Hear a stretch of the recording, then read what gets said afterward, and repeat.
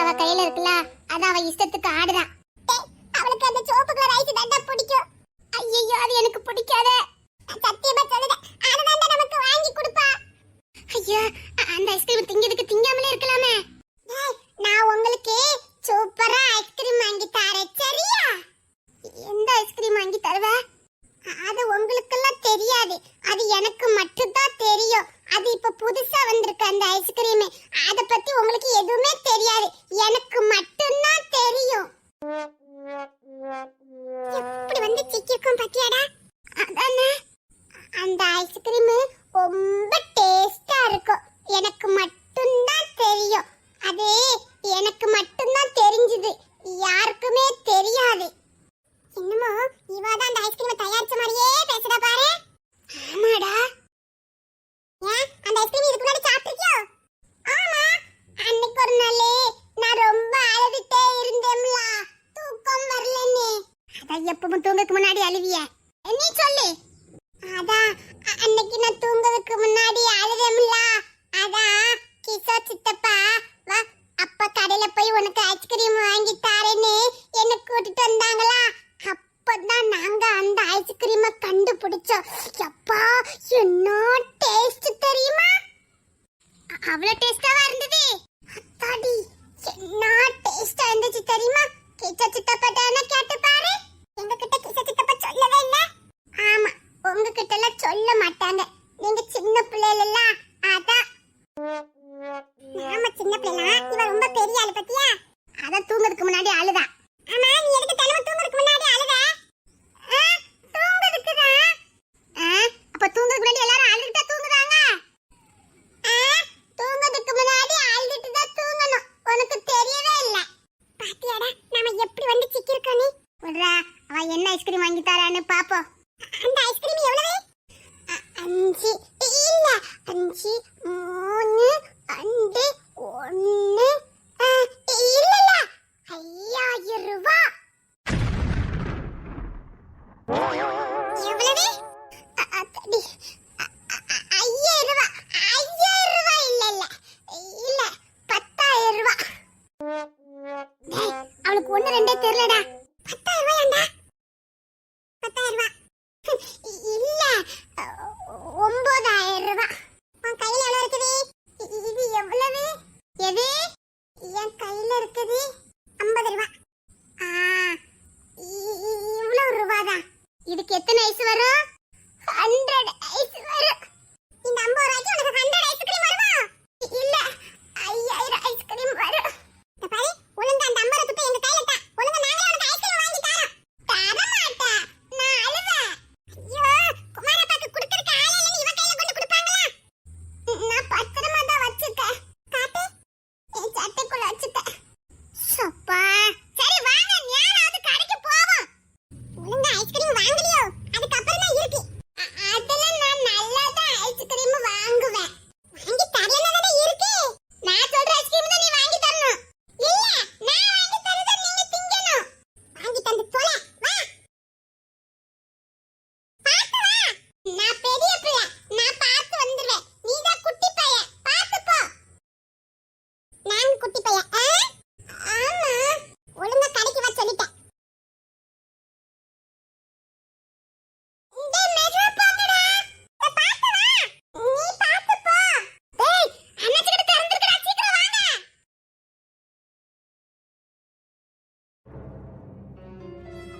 Pass, என்னடா அந்த சின்ன பொண்ணு உங்க வலையில விழுந்துரும் போலுக்க. விழுந்துருமோ இல்ல, விழுந்துட்டா. பாஸ், உங்க திறமையே திறமைதான் பாஸ். இருந்தாலும் இது கொஞ்சம் ஓவரா இருக்கு பாஸ். எட்டிட்டு மிதிச்சேன்னு வச்சுக்க. டேய், அவ அப்பனுக்கு கோடி கோடியா சொத்து இருக்கு. எனக்கு இந்த அரசியல் தேவைப்படும், இருக்கட்டும், உதவும் பாஸ். அது வந்து பாரு, இந்த ஈவு இறக்கம், இந்த சென்டிமெண்ட் இதெல்லாம் இந்த விக்ரமுக்கு ஆகவே ஆகாது. எனக்கு கொஞ்சம் ஒரு மாதிரி தான் இருந்தது, ஆனா எனக்கு வேற வழி தெரியல. ஏன்னா அவ அப்பங்கிட்ட கோடி கோடியா சொத்து இருக்குது. மற்றபடி எல்லாம் எனக்கு எந்த இது இல்ல. இருந்தாலும் டேய், அத பத்தி பேசுன தொலைச்சு. இல்ல பாஸ், ரொம்ப சின்ன புள்ள. டேய், அவன் அப்பங்கிட்ட இருக்க சொத்தை தான் நான் பார்த்தேன், புரியுதா? Okay boss. டேய், எத்தனையோ பொம்பளைகிட்ட பேசிக்கிட்டு ஏமாத்திக்கிட்டு உருட்டி பரட்டிக்கிட்டு வருவேன். மனசு ஒரு மாதிரியாவே இருக்காது. இப்ப ஏன்டா ஒரு மாதிரியா, எனக்கே என் மேல கொஞ்சம் ஒரு மாதிரியா இருக்குடா. ஒண்ணு இல்ல பாஸ், அந்த புள்ள சின்ன புள்ள உங்களை நம்புது, அதான். அது பெத்தவங்க கடமைடா. புள்ள என்ன பண்ணுது யாது பண்ணுது அவங்கதான் கண்காணிக்கணும். என்ன மாதிரி எத்தனை பேர் இருப்பான் சொல்லு. என்கிட்ட ஏமாறட்டாலும் வேற யார்ட்டையும் ஏமாறதான் போகுது. அது கவனிக்க வேண்டிய பொறுப்பு யாரு? ஏன்னா அதுக்கு வயசு அப்படி. இப்ப யாராவது போனை வாங்கி கையில கொடுப்பாங்களாடா? யோசிச்சு பாரு. புதான் இருந்தாலும் வசதியான விட்டு பிள்ளைகளும் வாங்கி கொடுத்துருப்பாங்க. வசதியாட்டு பிள்ளை என்ன வாங்கி கொடுக்க கூடாதுல்ல? கொடுத்த போய் என்கிட்ட வந்து ஏமாறுதா? அதுக்காக நம்ம ஏமாத்துறது சரியா பாஸ்? வலிய வந்த நான் என்னடா பண்ணட்டும்? வீட்டுல அவ அம்மா தாண்டா கவனிச்சிருக்கணும், நான் என்னடா பண்ண முடியும்?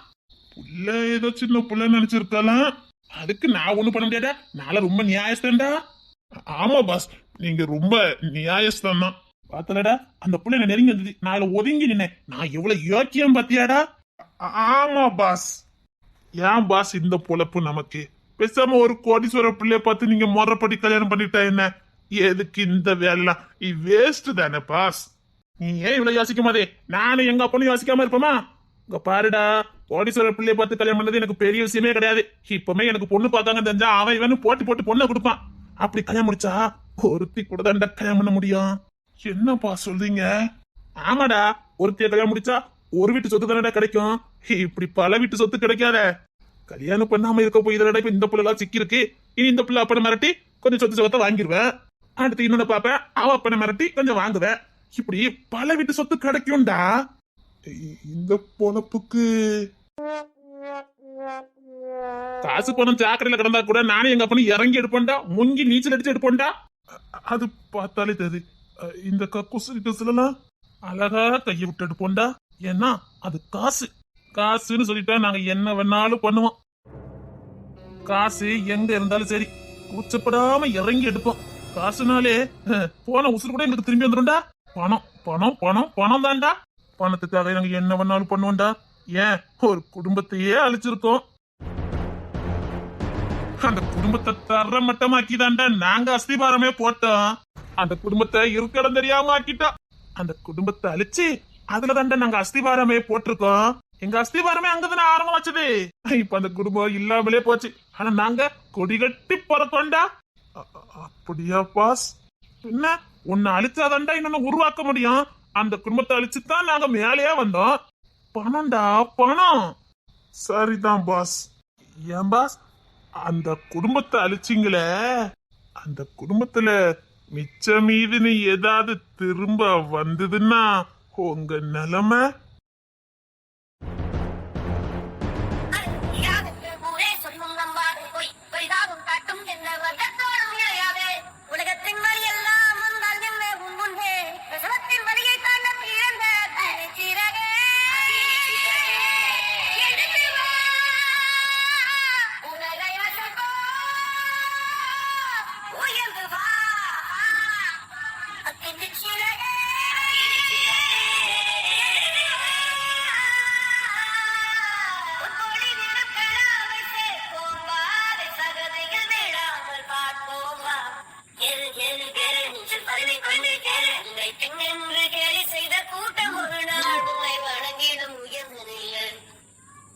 நான் வந்துட்டேன். இவளை பார்த்தா இவருக்கு சப்போர்ட் பண்ண வந்த மாதிரியே தெரியல. எதுக்கு நாம பாசுகிட்ட சொல்லணும்? பாசு நம்மள ஓட விட்டு அடிக்கணும். நமக்கு எதுக்கு? என்ன இந்த தேர்தல நீங்க தோக்க போறது உறுதி சார். ஹாய், என்ன உளறிக்கிட்டு இருக்க? உளறல, உண்மை சொல்லிக்கிட்டு இருக்க. தேர்தல் வேலையை பார்க்கறத விட்டுட்டு சின்ன பொண்ணு பண்ண அடிச்சுட்டு இருந்தா தோக்கதான் செய்யணும். இல்ல பாஸ், இல்ல பாஸ். இவளுக்கு கொடுத்துட்டு உனக்கு வச்சுக்கிட்டதே. என்ன உளறிக்கிட்டு இருக்க? நீங்க வட்டிக்கு கொடுத்தது, சாரி கந்து வட்டிக்கு கொடுத்ததுக்கெல்லாம் அவங்க கடனை அடிச்சுக்கிட்டு இருக்காங்க. ஒருத்தர் சாட்சி சொன்னாலே உங்களுக்கு உங்க அப்பாவுக்கு 10 ஆண்டு கால சிறை தண்டனை. இப்ப ஒட்டுமொத்த பேரும் வந்து சாட்சி சொல்லுவாங்க போல இருக்குதே. நோ, இல்ல நீங்க சின்ன பிள்ளை முன்னாடி போய் வேலையை பாருங்க போங்க. என்ன எதத்தால உனக்கு? நீங்க சொன்ன வேலையை செய்யறதுக்கு தான் நான் இவ்வளவு பாடுபட்டு இருக்கேன். தேர்தல் வேலையை பார்க்கறத விட்டுட்டு வேண்டாம் வேலை பார்த்தா அவங்க சாட்சி ஏற்பாடு பண்ணிட்டு இருக்காங்க. எவன் எனக்கு ஒரு சாட்சி சொல்றான்னு நானும் பாக்குறேன். ஏய், சொல்லுங்க பாஸ். எவனாவது எனக்கு விரதமா சாட்சி சொல்லணும்னு நினைச்சோ அந்த வீட்டுல இருக்க பொம்பளை தூக்கு. அதுக்கப்புறம் அவன் எப்படி சாட்சி சொல்ல போறான்னு நான் பாக்குறேன். Okay boss. அந்த கொடமணி கொம்பு ஏகாம்பரம் எல்லாவனையும் என் கூட்டத்துல சேர்த்துக்க. எவனாவது சாட்சி சொல்ல நினைச்சா அந்த வீட்டுல ஒரு பொம்பளை இருக்க கூடாது. இனி எப்படி சாட்சி சொல்றானு பாக்குறேன். அந்த அன்னைக்கு நீ கடன் அடிச்சா என்ன, எவன் எனக்கு விதமா சாட்சி சொல்றான்னு நானும் பாக்குறேன். அதானே எங்க பாஸ் கிட்டயா? கடன் அடிச்சதும் நல்லதா போச்சு. எனக்கு கொஞ்சம் பணம் தேவைப்படுது. அவ கடன் அடிச்சதாவே இருக்கட்டும், ஆனா ஒரு பையன் சாட்சி சொல்ல மாட்டான். அது உங்க சாமர்த்தியம். நான் சொல்ல வேண்டியதை சொல்லிட்டேன். சரி, நீ கிளம்பு. அந்த வீட்டை நோட்ட பண்ணிட்டே வா. அதான் நான் பண்ணிக்கிட்டு இருக்கேன். கிளம்பு கிளம்பு.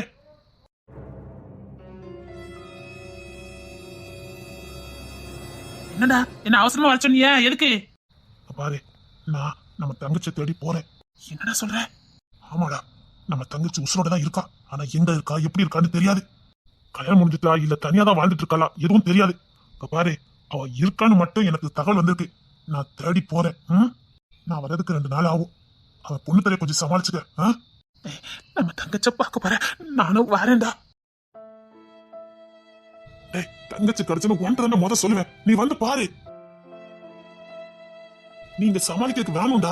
இப்ப நான் 2 நாள் போறதுக்கே பொண்ணு தர நான் எங்க போயிருக்கேன் என்ன ஏதுன்னு கேட்டுக்கிட்டே இருப்பான். நான் தங்கச்சி தேடி போயிருக்கேன் மட்டும் சொல்லிடாத. அவன் யோசிக்க ஆரம்பிச்சா அவன் நிலைமை என்னத்துக்கு அவனு தெரியல.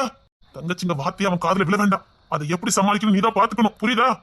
டேய், நம்ம இப்படியே இருந்தா தங்கச்சி கண்டுபிடிக்க முடியாதுடா. நம்ம தங்கச்சி தேடாம விட்டாலும் பாவமாயிரும்டா. 3 அண்ணன் மாதிரி இருந்தோம். நம்மள ஒரு நாள் கூட தேடி வரலன்னு அந்த ஜீவன் வேதனை படும்டா. 3 அண்ணன் மாதிரி இருந்தோம். அந்த பிள்ளை இன்னும் எங்க எப்படி வேதனை பட்டுட்டு இருக்கோம் யாருக்கு தெரியும்? இல்ல என்ன கஷ்டப்பட்டுட்டு இருக்காளோ. நம்ம நல்லா இருக்கும் போது அவ ஏன்டா அந்த கஷ்டப்படணும்? நான் போய் தங்கச்சி எப்படியாவது தேடி பிடிச்சு போட்டு வரேன்டா. நீ எப்படியாவது சமாளிடா. கட்டாயமாடா. பொண்ணு துறைக்கு தெரியாம நான் பாத்துக்கிறேன். ஆனா தங்கச்சி மட்டும் கண்டுபிடிச்சிருடா. கட்டாயமாடா. டேய், எந்த ஊரு எப்படிடா கண்டுபிடிப்ப? பாட்டிக்கே எந்த விவரமும் தெரியலையே. தென்காசி பக்கம் ஏதோ கிராமத்தை தானே கத்து கொடுத்துருக்காங்க. அந்த ஊருக்கு போனா நிச்சயமா கண்டுபிடிக்கிறதுக்கு வாய்ப்பு இருக்கு. எப்படியும் ஊருக்காரங்களுக்கு தெரியாமலாம் இருக்கும். உனக்கு பொண்ணு துறையை பத்தி தெரியல. அவன் இன்னும் அங்க போய் விசாரிக்காம இருக்கான். என்னடா சொல்லிட்டு இருக்க? ஆமாடா, முந்தானத்து கூட பைக் எடுத்துட்டு தென்காசிக்கு போறேன்னு சொன்னான். கேட்டா கேஸ் விஷயமா போறேங்க. அப்ப அவனும் விசாரிச்சுட்டு தான் இருக்கானா? அவனுக்கும் சில விஷயங்கள் தெரியுது, நம்ம கிட்ட சொல்லவே மாட்டேங்கிறான். ஆனா அவன் எதையோ தேடுறான்டா.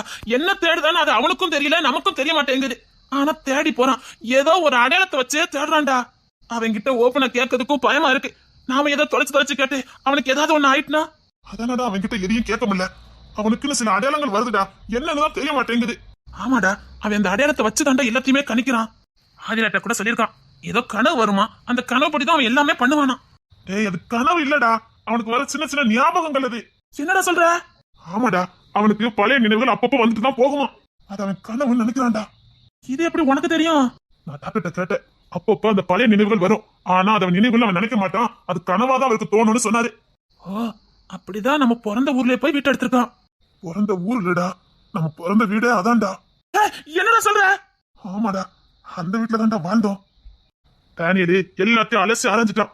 அந்த நிலம் முத யாருக்கிட்ட இருந்தது என்ன யாருன்னு எல்லாத்தையும் விசாரிச்சுட்டான்டா. அப்போ நம்ம அம்மா பேரு அப்பா பேரு தெரிஞ்சிருக்கோம்லடா? ஆமாடா, அப்பா பேரு தெரிஞ்சதுடா. ஏன்டா என்கிட்ட சொல்லல? நம்ம அப்பா பேரு என்ன பேருடா? அப்பா பேரு சுதாகர்டா. சுதாகரா? ஆமாடா, அப்பா பேரு சுதாகர். அப்பா அம்மா பேரு தெரியலடா. அந்த இடம் இருந்ததுனாலதான் அப்பா பேரு சுதாகர்னு கண்டுபிடிச்சோம். ஏன்டா என்கிட்ட மட்டும் எதுவுமே சொல்லல? எப்படா இதுல உன்னால தாங்கிக்க முடியும்? அதான் சொல்லாம இருந்தேன். சரிடா, நான் போய் தங்கச்சி பாத்துட்டு வரேன். சரிடா, பார்த்து போயிட்டு வா. நீ எப்படியாவது பொண்ணு சமாளிச்சுக்க. நான் வரதுக்கு 2-3 நாள் ஆகும். ஆனந்தி கிட்ட எல்லா விஷயத்தையும் சொல்லிட்டேன். அவ வீட்டுல உள்ளவங்க சமாளிச்சுக்கிடுவா. சரிடா, கொஞ்சம் ஆனந்தி எல்லாத்தையும் பண்ணு கத்தமா பாத்துக்க. சரிடா, நீ பார்த்து போயிட்டு வா. பொண்ணு கேட்டாமன்னா டூட்டி விஷயமா போயிருக்கான்னு சொல்லிடு. தேர்தல் வேலையா போயிருக்கான் அப்படின்னு சொல்லிடுனா? சரிடா, நீயும் பத்திரமா இரு. என்ன? சரிடா. சரி சரி, அல்லாத அண்ணன் நான் இருக்கேன்ல, தங்கச்சோட வரேன்டா. சரியா? சரி, தங்கச்சி கிடைச்சனு சொல்லிடுன்னு உன்கிட்ட சொல்லாம இருப்பேனாடா? உடனே சொல்லுது. தங்கச்சி இருக்க இடம் தெரிஞ்சாலே உனக்கு நான் போனை போட்டு சொல்லிடுறேன். சரி, நீ பார்த்து போனா தெரியாத ஊருக்கு போற, கவனமா போ. நேரத்துக்கு சாப்பிடு. சரிடா, நான் சின்ன பிள்ளையா பாத்துக்குது. சரி, பொண்ணு வர நேரம் எப்படியா சமாளிச்சுக்க. நான் கிளம்புறேன். அவன் வந்தோம்னா 1000 கேள்வி கேட்பான், விடவே மாட்டான். சரி சரி, நீ கிளம்பு, நான் பாத்துக்கிறேன்.